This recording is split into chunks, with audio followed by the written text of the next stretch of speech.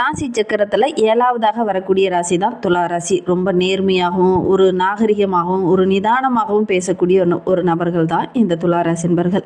எல்லோருக்கும் பிடிக்கிறாங்கப்பா அப்படின்னா அவங்க துலா ராசி என்பர்களாக இருப்பாங்க. இயல்பாகவே இந்த துலா ராசி என்பர்களை எல்லாரும் நேசிப்பாங்க. ஏன்னா இங்கே ஆளக்கூடிய கிரகமே சுக்கிரன். அதனால தான் எல்லாருமே இந்த துலா ராசி என்பர்களை ரொம்ப நேசிக்கக்கூடியவங்களாக இருப்பாங்க. அன்புக்காக அந்த அன்பை மட்டும் சம்பாதிக்கணும் அப்படின்னு நினைப்பாங்க இந்த துளாராசி என்பர்கள். யாராக இருந்தாலும் சரி முழு மனதோடு அந்த ஆழ் மனதிலிருந்து பேசக்கூடிய ஒரு நபர்கள் தான் இந்த துளாராசி என்பர்கள். பிடிக்கல அப்படின்னா அந்த இடத்த விட்டு விலகிடுவாங்க. அவங்கக்கிட்ட அன்பு காட்ட மாட்டாங்க. பிடிக்கலங்கிறத நேரடியாக முகத்துக்கு நேராகவே சொல்லிடுவாங்க, விலகிடுவாங்க. ஆனால் சில பேர் எல்லாம் என்ன பண்ணுவாங்க, அன்பு காட்டிட்டு அப்படியே அவங்களுக்குள்ள ஏதாவதுக்கு நல்லது நடக்கணும் அப்படின்னா பேசி அவங்களுக்குள்ளேயே இது பண்ணிப்பாங்க. ஆனால் துளாராசி என்பவர்கிட்ட நல்ல ஒரு பண்பு இருக்குது அப்படின்னா பிடிக்கலங்கிறத நேரடியாக சொல்லிடுவாங்க. அன்பு காட்டினாங்கன்னா அது உள் மனதிலேருந்து தன்னுடைய இதயத்திலேருந்து காட்டக்கூடிய ஒரு நபர்களாக இந்த துளாராசி என்பர்கள் இருப்பாங்க. ரொம்ப அமைதியாக தான் இருப்பாங்க. முடிவுகளை மட்டும் எடுக்கும்போது கொஞ்சம் குழம்புவாங்க. ஆனால் அந்த முடிவுகள் ரொம்ப வலிமையானதாக இருக்கும். மற்றவங்களுடைய மனதை புரிந்து செயல்படக்கூடியவங்க தான் இந்த துளாராசி என்பர்கள். சண்டையை பெரும்பாலும் விரும்ப மாட்டாங்க. ஆனால் நியாயத்துக்காக நிற்பாங்க. எங்கேயாவது அநியாயம் நடக்குது அப்படின்னா அதற்காக நின்று வாதிடக்கூடியவங்களா இந்த துளாராசி என்பர்கள் இருப்பாங்க. நல்ல ஒரு அழகான மனசோடையவங்க, நியாயமான எண்ணம் உடையவங்க அப்படின்லாம் இந்த துளாராசி என்பர்களை பற்றி நம்ம நிறைய புகழ்ந்து சொல்லலாம். ஏன்னா அந்த அளவுக்கு நல்ல ஒரு அருமையான ராசி தான் இந்த துளாராசி அப்படின்னு சொல்லலாம். எங்கே போனாலும் இவங்களுக்கு மரியாதை அப்படிங்கிறது இவங்க கேட்டு பெற மாட்டாங்க. அவங்கள தேடி கொண்டுட்டு வந்துடுவாங்க. அந்த அளவுக்கு உங்களுடைய பேச்சாற்றல் அப்படி இனிமையாக இருக்கும். அந்த மாதிரி பேசக்கூடிய ஒரு நபர்களை இந்த துளாராசி என்பர்கள் இருப்பாங்க.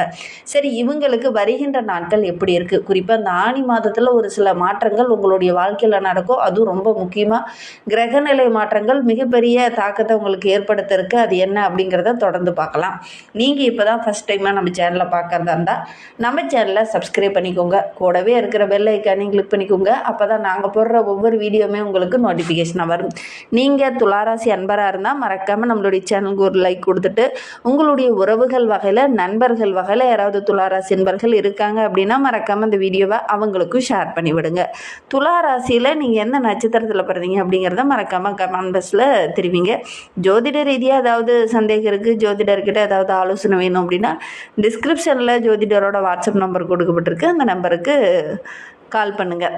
சரி, நம்மளுடைய துளாராசி என்பர்களுக்கு இந்த ஆனி மாத கிரக நிலையை வைத்து ஆராய்ந்து பார்க்கும்போது மீன ராசியில் சஞ்சரிக்கக்கூடிய சனி பகவான் வேலையில் ஆரோக்கியத்தில் கொஞ்சம் கவனமாக இருக்கிறதுக்கு உங்களை தூண்டுவார்.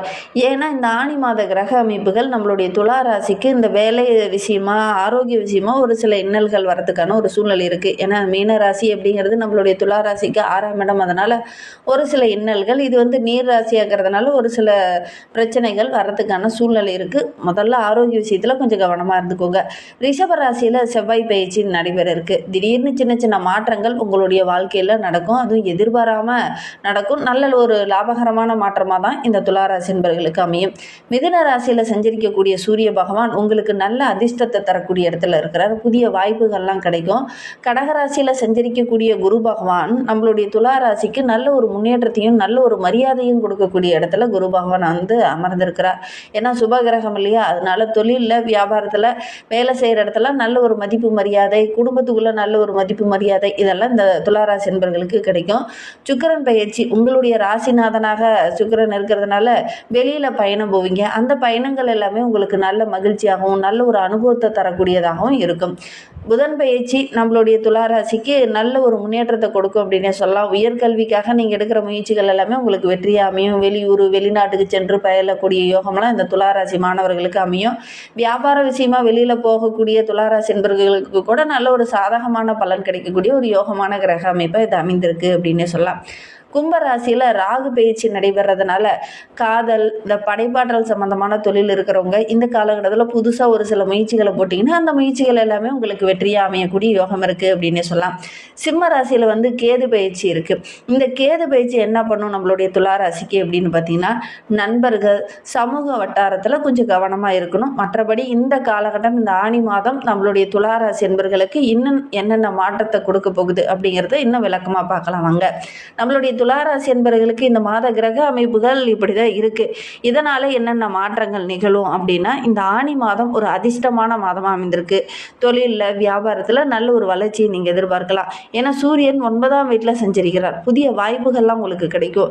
வெளியில் ரொம்ப தூரம் பயணம் போகிறதுக்கான வாய்ப்புகள் கிடைக்கும். பொதுவாக நம்மளுடைய துளாராசி என்பவர்களுக்கு வெளியில் பயணம் போகிறது அப்படிங்கிறதெல்லாம் ரொம்ப பிடிக்கும்.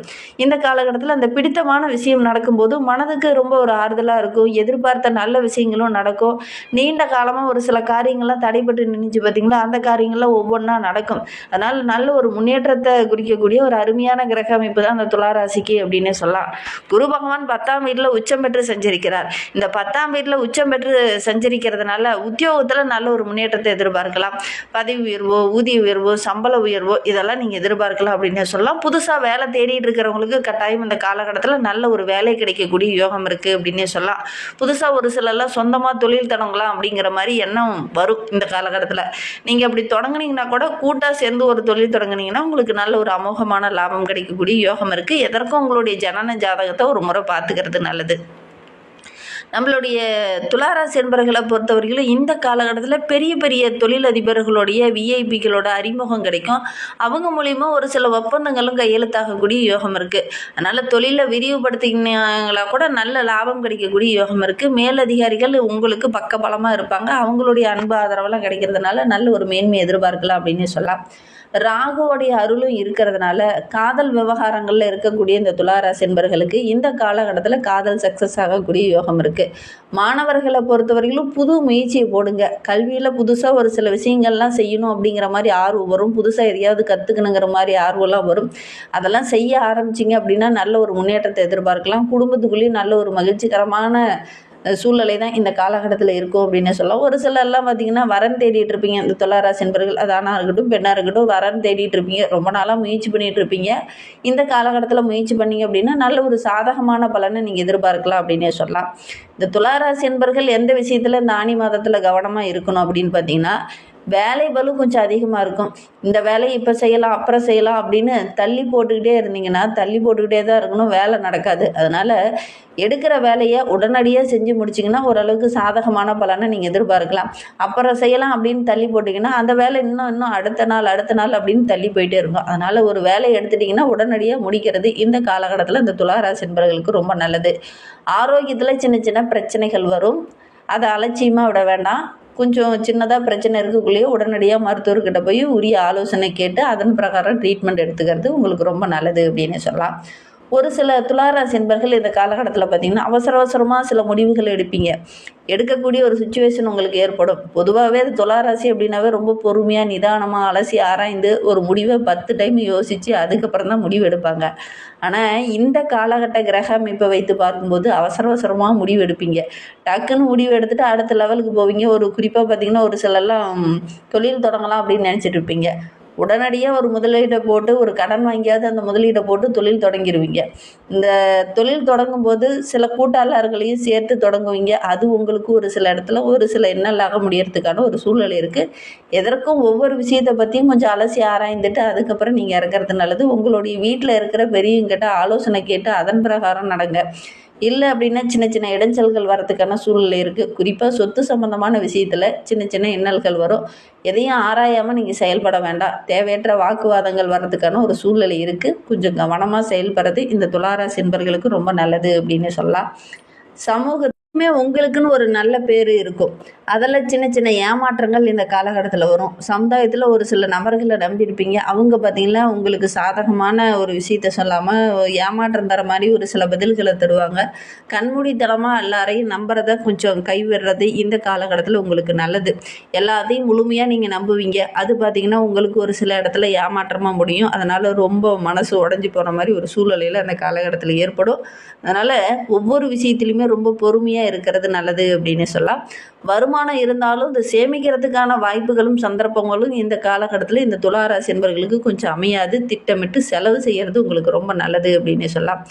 ஆரோக்கியத்தை பொறுத்தவரையிலும் இந்த துளாராசி என்பவர்களுக்கு செரிமானம் சம்பந்தமான பிரச்சனை, உடல் சோர்வு, மன அழுத்தம் இந்த மாதிரி சின்ன பிரச்சனைகள் வரதுக்கான ஒரு சூழ்நிலை இருக்குது. முறையாக உணவு எடுத்துக்கோங்க. உடற்பயிற்சி தினந்தோறும் செய்யுங்க. அதே மாதிரி நடைப்பயிற்சி செய்யுங்க. கரெக்டான நேரத்தில் தூங்குங்க. இதெல்லாம் உங்களுடைய ஆரோக்கியத்துக்கு ரொம்ப நல்லது. இதெல்லாம் வராமல் தான் ஆரோக்கிய ரீதியாக சின்ன சின்ன தொந்தரவுகளை இந்த துளாராசி என்பர்கள் அனுபவிச்சுட்ருக்கீங்க. இதெல்லாம் கடைபிடிச்சிங்கனாவே போதும், நல்ல ஒரு சாதகமான பலன் உங்களுக்கு கிடைக்கும் அப்படின்னே சொல்லலாம்.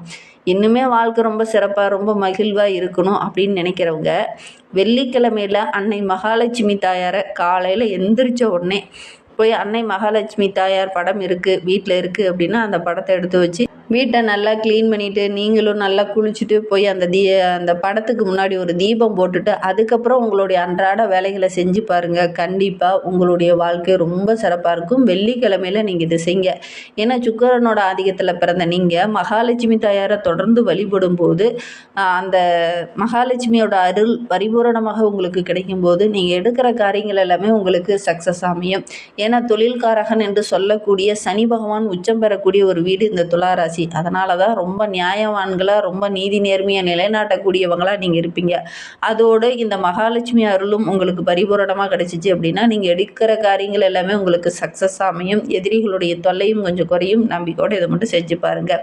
உங்களுடைய மனம் இந்த பூ மாதிரி அப்படி அழகாக இருக்கணும் அப்படின்னா இந்த விஷயத்தை செய்யுங்க. மனது ரொம்ப லேசாகும். கஷ்டங்கள் எல்லாமே ஒவ்வொன்றா குறையும். இதை மட்டும் செஞ்சு பாருங்கள். இந்த மாதிரி பயனுள்ள தகவலை நீங்கள் தொடர்ந்து கேட்கணும் அப்படின்னு நினச்சிங்கன்னா நம்ம சேனலை சப்ஸ்கிரைப் பண்ணிக்கோங்க.